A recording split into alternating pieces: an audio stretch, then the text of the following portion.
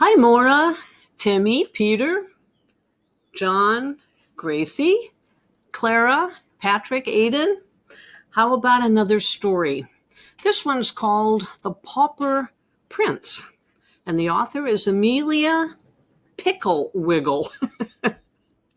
I love the author's name, Amelia Pickle Wiggle. That brings a smile to my face. And thinking of each of you also brings a smile to my face. Anyway, here's the story, The Pauper Prince. Once upon a time, there lived a prince. Well, sort of a prince. He wasn't wealthy like most princes were, so he sat on his throne, holding his head up with his hand, waiting for his princess to arrive. Oh, woe is me! What am I to do now? He asked his manservant, who was attempting to shine his pointed shoes. One day the prince left the castle to search for his princess. He heard there was a beautiful princess locked in a tower, waiting for her knight in shining armor to rescue her.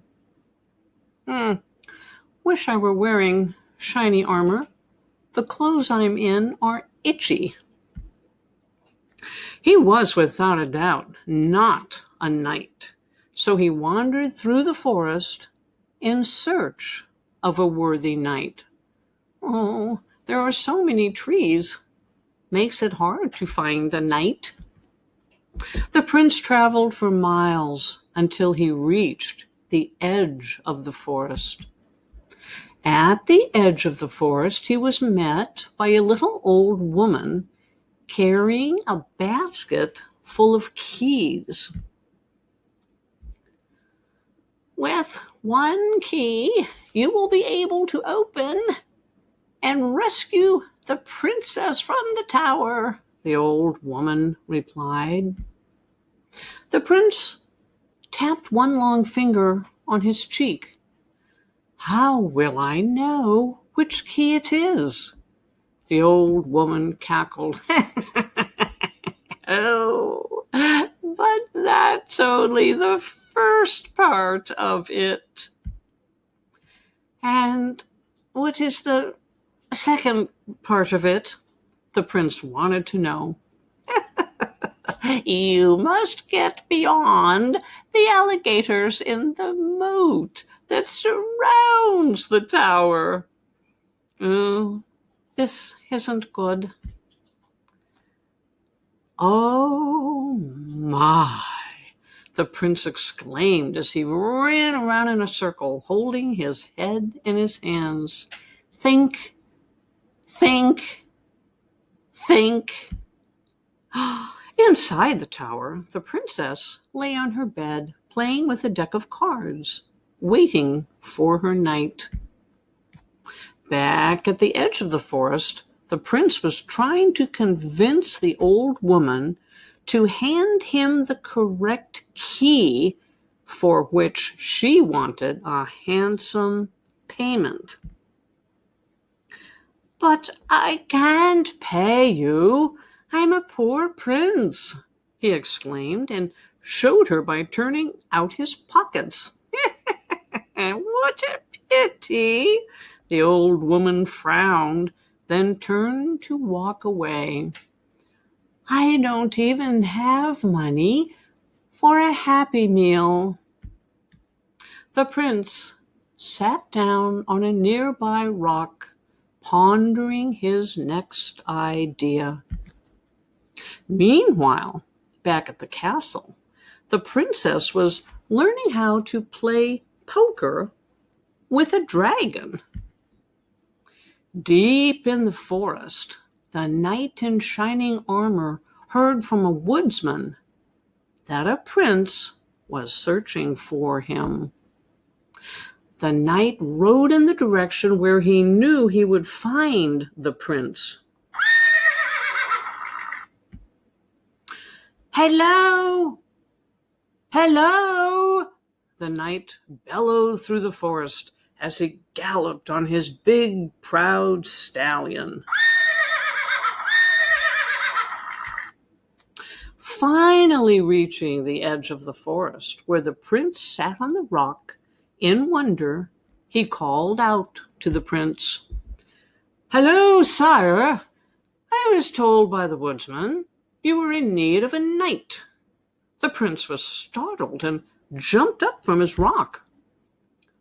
"Are you a real knight?" he wanted to know. "Yes," replied the knight, throwing his legs down over the horse and standing on the ground.